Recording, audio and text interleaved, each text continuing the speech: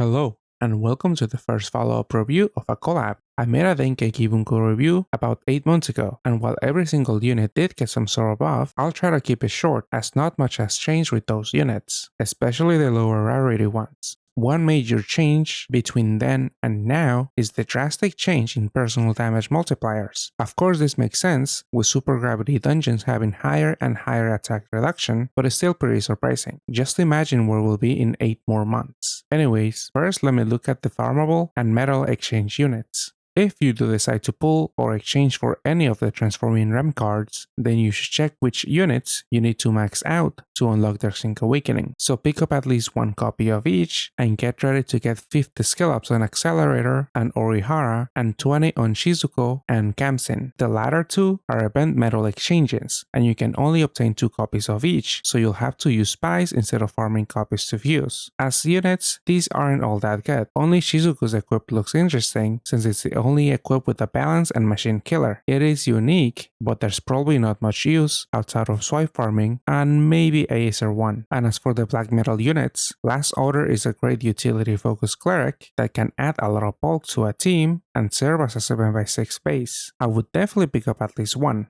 The new black metal unit Shinra is a bit questionable though. They do have a lot of utility, but their active skill is not doing much. It does help recover from HP debuffs or to help tank big hits, but they don't do anything else. And they are especially nowhere close to the unit to recover from HP debuffs, Ohaku. I really wouldn't stress much about getting Shinra, maybe one copy at most in case they ever become useful, though I'm pretty skeptical. Almost all of the low rarity units from the previous run got minor buffs. Most of these were slight adjustments to their stats and skills, and pretty much everyone got the all stats boost awakening added to their SAs. Motoharu is a one-turn Rainbow Board maker, but he didn't and won't see any use due to his lack of damage, even after his new self-buff in his active skill. Honoka was a copium replacement for Misaka, and not much has changed except for the fact that she's even more useless since now you could use a copy of Aki or New Year Norris, who allow you to swipe instead of matching 2 columns like a caveman. Her equip does remain useful for farming all Shura 1 to skip Lucifer stats, and it now sports a machine killer, which is good for that dungeon, but probably inconsequential.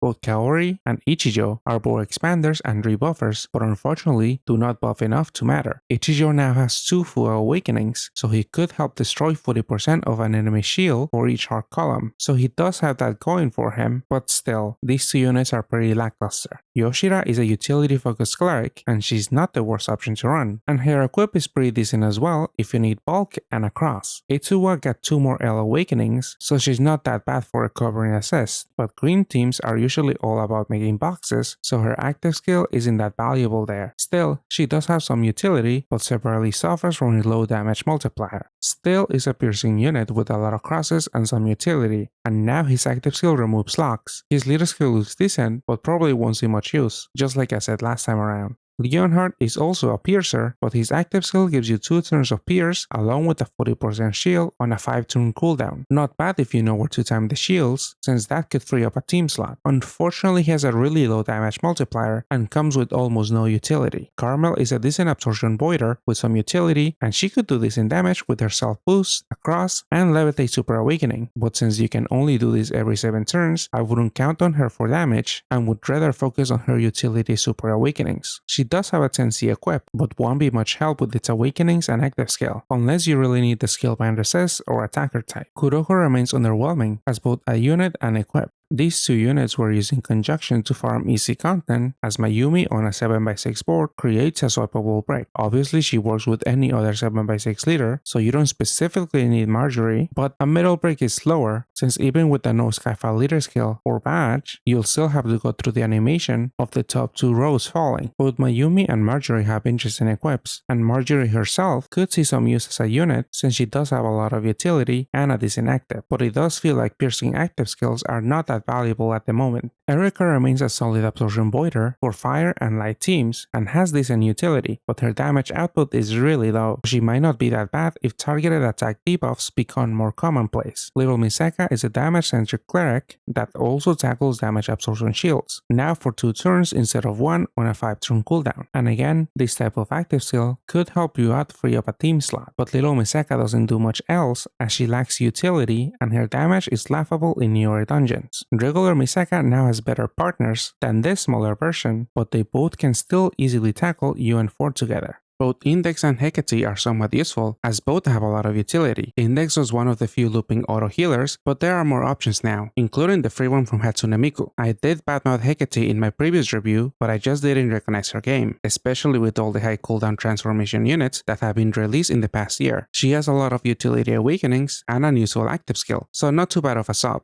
Kira can help as a board expander and max HP buffer, but he doesn't bring much else to the table since he does a laughable amount of damage and has no other utility awakenings. Granted, he does have up to 8 skill boosts, but I don't think he stands out that much. Henry is a decent attribute and damage absorption shield voider if you need a fire unit with a decent damage multiplier in BDP teams. Her active skill doesn't have any drawbacks and it's on a 3-turn cooldown. I guess this is becoming the norm now for these type of 1-turn cooldown active skills. Generally for fire teams, I'd rather use Robberyl since she brings so much utility, but if you want a damage dealer, Henry is much better suited. Shiba has some utility as a board expander, attack rebuffer, and with his L's and crosses. He got buffed to have a double box sync awakening and is able to do a pretty decent amount of damage again. His leader skill is easily activated, gives you decent bulk, and an RCB boost to help in dungeons like UN5, so he's not all that bad at tackling some of the early endgame. His new Evo has a damage multiplier that's a bit on the low side for some of the newer dungeons, and the rest of his kit doesn't really make him stand out. Both forms can be system with 3 copies, but it's hard to see why you'd want that with either form. The base form doesn't do enough to justify bringing 3 copies since the active skill doesn't at the very least guarantee you a good board or helps tackle an important mechanic, and the Evo form generates only 7 Dark Orbs, which is not enough by itself to guarantee at least a BDP to consistently deal damage. On release, some people exchange for 3 copies of him, or at the very least 1, but this time around, I don't see why you'd bother paying the same exchange price for Shiba when there's someone else like Accelerator or Angie. Shizuo and Izaya is one of the new 9-star duo units and is exchangeable for 10 Dengeki units. Their Evo active skill allows you to loop 2 of them and lets you constantly generate 1 light and 1 dark row every turn. This doesn't look all that bad at first, but they need additional support to work perfectly. You'll need an additional orb changer or roulette unit to ensure you have enough orbs for a BDP and or a hard L to get their full damage potential. Their equip isn't all that bad for light teams, but is this equip or the base form worth basically 2 accelerators or 2 Anges? I really don't think so I wouldn't bother exchanging for this unit at all. Shana and Yuji is I think the first 5 cooldown, 1 cooldown system we have in NA. I guess Binoa somewhat counts since this system also requires 3 units to loop their actives. With 3 copies of Shana and Yuji, you'll have 100% pierce uptime but only generate orbs half the time, so to be more consistent, you'll have to have other orb generators. A 3 unit system doesn't leave you with a lot of flexibility, and since you'll need at least 1 other unit on a 2-turn cooldown to help generating orbs, you'll only have at most 2 free slots to bring units who can deal with other common debuffs. Fire teams are struggling a little bit, but are still capable of tackling a lot of endgame dungeons. The strongest fire lead in NA right now is Pastel, who pairs nicely with regular Shana. With this duo unit, you don't have to run a 3-unit system, so you could just run one as a sub, and you essentially have a 2-turn pierce unit on a 6-turn cooldown. But I don't think she does enough to justify bringing her along. This unit is also exchangeable for 10 Dengeki units, which is also way too much, since again, you could get 2 accelerators or 2 Angies from this.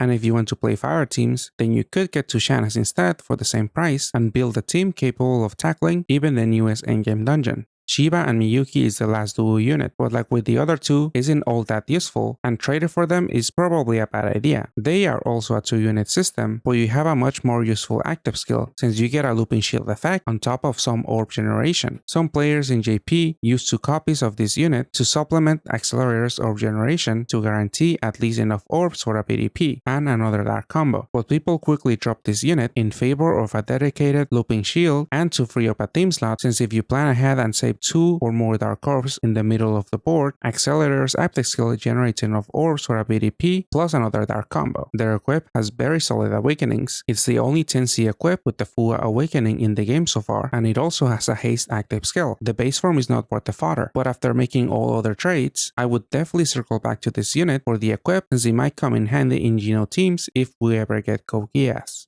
Hamazura is a decent full cleric that has a 7x6 leader skill and 2 full resist. He's also capable of having a double L to help recover assist, but it sucks you either have to choose this or the old stats boost as a super awakening. If you have no Academy Bion, Ollie, or Valentine Miris, this unit is a decent replacement for 7x6 remover teams. He might even be able to do some damage with enough water combos. Miyuki didn't exactly get the most meaningful buff, awakening-wise. She got a box sync awakening, but she's more often than not using Rainbow or Prim teams, and these do not care about matching boxes. The third attribute is definitely nice, but she will generally not be doing much damage, especially in Rainbow teams. She remains one of the better looping roulette and time buff units in the game, and is very accessible via trade. Miyuki also has the only BDP and Super Fua awakening in the game. Definitely an interesting one to have in a team to allow you to delete half of an enemy shield. It might be worth considering trying to get at least one copy, but again, only after checking all other trades. Touma is the old Orpskin unit that has a scaling leader skill, and he now has almost a decent damage multiplier and a native guard break awakening. To get his full damage potential, you'll have to match L's, which you usually don't, since his leader skill scales with each combo, and you much rather only match 3 or combos. It's unfortunately he doesn't break his damage cap, but since he often doesn't do much damage, this really doesn't matter. He has a great skill post transformation that voids any pesky shield on a 6-turn cooldown. Rainbow teams usually run the Pierce Latent, so that piercing effect is mostly inconsequential. I guess it's good for builds that require you to have more than 2 SDRs or other type of latents. He usually pairs with units like Makima, Mirko, or Elixir, who also have scaling leader skills, but these teams are often too slow for people's liking and also struggle with enemy resolves that require 10 million follow-up damage. This is not a big deal, as this is only an issue so far in SN2, and Touma and company are very well adept at clearing all other content without much trouble. It'll just be a bit slow. His new Evo also struggles with damage. He is able to do some, but he requires hard L's and cross matches. His active skill can fix a good amount of problems. It tackles board shrinks, time debuffs, targeted attack debuffs to himself. It might help one-shot problematic high defense fire enemies if your damage dealers are wood attribute, and can also destroy a shield. Including this unit in a team is more of a luxury than a must-have, since his active skill doesn't have one of those must-have effects like a cleric, shield, or orb generation. So even though he has a solid active skill and leader skill, I don't think he'll remain relevant in either form, especially because there's a chance Gino comes to an A, and he is the Rainbow unit at the moment in JP. Index and Touma is the badge unit that you can either buy for $30 or exchange for 13 Dengeki Bunko units. I honestly don't see much value for both the unit or the badge. Most teams with Dengeki leaders usually use other non-Dengeki subs or helpers, so the Dengeki badge doesn't grant enough benefits to warrant using over the classic 15% HP badge. The unit itself is pretty decent since its Evo active skill has a 4-turn haste at first and then becomes a looping shield with a 1-turn delay and RCB buff on a 6-turn cooldown. The delay could be handy for some enemies without status shields, except those are not that common in most in-game dungeons. Damage-wise, the unit is lacking, and since it doesn't bring much utility, I find it hard to justify buying or exchanging for it. The equip does give a conditional 7.5 damage multiplier, and its 3-color match and guard break awakenings are very useful for non-rainbow units with the high personal damage multiplier. If you manage to pick up Daranti from AJ, then I wouldn't contemplate picking up Index and Touma, since Daranti's equip is much better for its awakenings and have the same effective skill boost, though delays are sometimes not as effective as charges at the beginning of dungeons. If you have gotten unlucky in the most recent collabs and are left without a good leader to tackle the newest endgame dungeons, then Shana might be your best bet to help clear those. She now has a 5x recovery boost in her leader skill that solves one of her previous problems. Her leader skill requires hard combos to scale her damage, and that requires to forego making heal TPAs to fully heal. You'll still be making heal TPAs from time to time, but this recovery buff now gives you more ease of mind, especially when enemies flood your board with Thorn Orbs. Shana also got a super Fua awakening, so when running the typical team with 2 Shanas, a single hard box will completely destroy an enemy shield. This is especially helpful for SN2's 8th floor. The only sad part about her is her damage cap being only 6.5 billion, and the trouble she'll face against high defense water enemies. It might be a drag, but Shana can clear the SN2 title. Check the description for a few JP clears with Shana or other Dengeki leaders. Even though she's okay for SN2, I don't know about exchanging for her if this is your first Dengeki run. My point about the SN2 title is more so for the people that exchange for her last run, have to skip this event, and have no other leaders to tackle SN2. Yuji got minimal buffs, but he's a bit more useful now. The heal TPA and extra 10Cs help, but he still struggles to be a good source of healing or damage. His 2 full resists are pretty helpful, so he is a decent cleric if you have other subs with heal TPAs to make up for him only having 2. His leader skill is lacking though, especially now that Shana has a 5 extra recovery boost in her leader skill. She has even less of a reason now to pair with Yuji, and you would rather pair with Pastel, who has 5 effective HP. The main highlight is his new looping shield evolution. Yuji can dish out a great deal of damage in dark PvP or T teams, like Milim or Accelerator, when using his active skill for its self-attack boost and damage cap break. On top of that, he brings 2 team HPs and up to 6 effective skill boosts to the team, so I do definitely think it's a good idea to pick up a copy of Yuji if you don't have one and if you plan to play with dark teams. Mikado is a new orb skin unit that leader swaps other units. His main use is as the helper for Rimuru teams, since he allows you to swap in transforming Rimuru with your 7x6 base. Rimuru's active skill does break Mikado's damage cap to 7 billion, but he will struggle to hit that since he has a pretty low personal damage multiplier. His main role is to patch the holes in Rimuru teams, since these struggle to hit 100% skillbind resist and don't usually run a bore expander or a counter to roulettes. His 2x attack buff to all allies is also pretty good, but sometimes unneeded since Rimuru's scaling leader skill allows you to pretty much ignore these debuffs. Maybe this effect will be more significant in other dungeons, but I've been farming SN2 with Rimuru and this dungeon is full of these debuffs and I haven't paid any mind to them. It seems to me that in JP, Mikado quickly fell out of fashion in Rimuru teams. I do see him in dungeon clears from time to time, but he doesn't seem to have much sticking power, especially after the Bright event, which has more support for Rimuru or Bridal Natsuru teams. Outside of these teams, Mikado does seem like a decent utility sub for 7x6 shenanigans, but if you have no interest in those, or if you have someone like Poof, I don't see much appeal for this new orb skin unit. His equip is pretty strong, especially for blue teams, but this equip alone isn't worth $20 to me. Shizuo is paired with Misaka to farm SN1 and sometimes with Angie. He's an absorption shield voider that dishes out a lot of damage and brings a good amount of utility, though his active is only for 1 turn, which might not be the best option depending on the dungeon. SN2 is full of targeted damage and cap break debuffs, so his constant self-buff effects are a really good counter for that. The active skill is pretty similar to Bombardier, but obviously Shizuo brings more to the table with his kit. His equip has 7 effective skill boosts and some OEs, so pretty decent for all the new units with really high transformation cooldown actives. But delays are sometimes not that valuable since there are enemies here and there with status shields in the first floors of dungeons. Also, each SN boss has a delay equipped with 8 effective skill boosts, so there is a farmable option that might just be as good, if not better, if you don't care about the OEs. If you have any interest in Misaka or Angie teams, I would exchange for at least 1 copy of him, even if you have Bombardier. Shizuo is a much better option with Misaka due to his leader skill, effective HP, and with Angie due to his utility and damage potential. I don't really care much about his equip, so I don't see the point in getting more than 1 copy. Misaka is the old BGM unit that excel at reliably farming most of the UN dungeons on release, more specifically UN4, and can now tackle SN1 and even SN3 in the future, though we might not get Kogias, so she might not be able to do that in NA. Her buffs bring a much needed damage cap break to deal with high defense enemies and a 10C Sync Awakening to deal with newer super gravity dungeons. Nothing really changes about her playstyle. She gives both a 7x6 board and a no Skyfall leader skill to speed farm through most dungeons, though a full system has at least 3 cores, so it might not feel the fastest. Misaka is an insane farming leader, but one that is really hard to get since her pull rate is 1%. Last time around, I spent around 600 stones and only managed to get 1. Even then, I was luckier than some because I think I saw some people on Reddit saying that they roll way more and came up empty-handed. She is a bundle unit though, so if you bought her last time and will also buy her this time around, then you only need 1 more for a full system. The last copy could be from a friend, but if you take a look at her equip,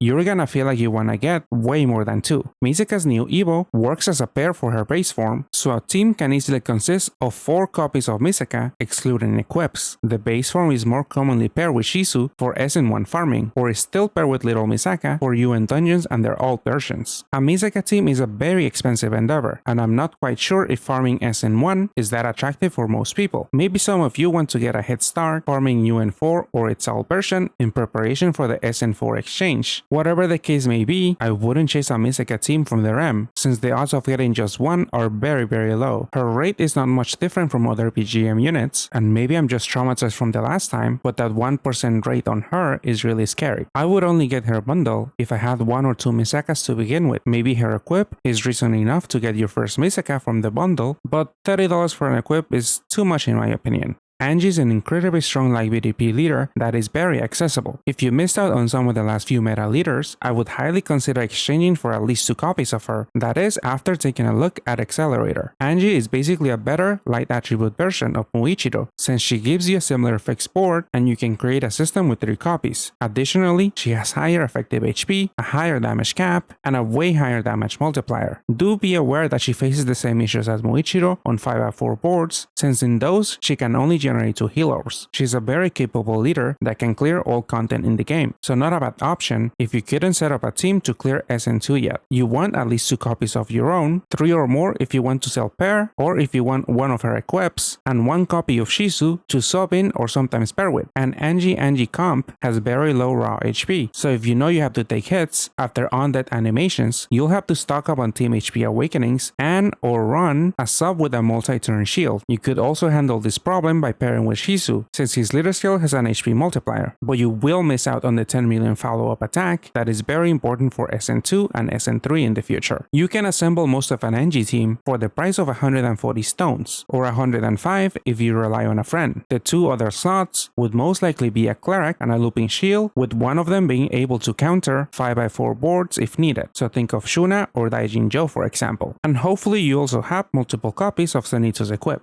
Celty is the new BGM unit that pairs nicely with Accelerator. She's a dark combo leader that has a beefy HP stat, a lot of utility with her native tape and cloud resist, and really packs a punch even outside moon dungeons. Her active skill gives you a looping auto heal, cap break, and time buff effects, so she fully utilizes her damage potential while bringing a heal loop to disregard RCB debuffs or to go completely without healing. Her leader skill effective HP is really high at 5.2. This amount is only seen on other somewhat gimmicky units like Gokrix and Daewolf, who give you a raw HP boost and either constantly drops you to 1 HP or relies on an auto heal active that typically doesn't leave you at full HP. These raw HP multipliers are also susceptible to gravities, which are very common throughout most endgame dungeons. Celty is the first 5.2 effective HP leader that has a high damage reduction leader skill with a small but important HP boost for her subs, and she's a signal that all the strong leaders to come will have at least this much effective HP without any drawbacks or gimmicks.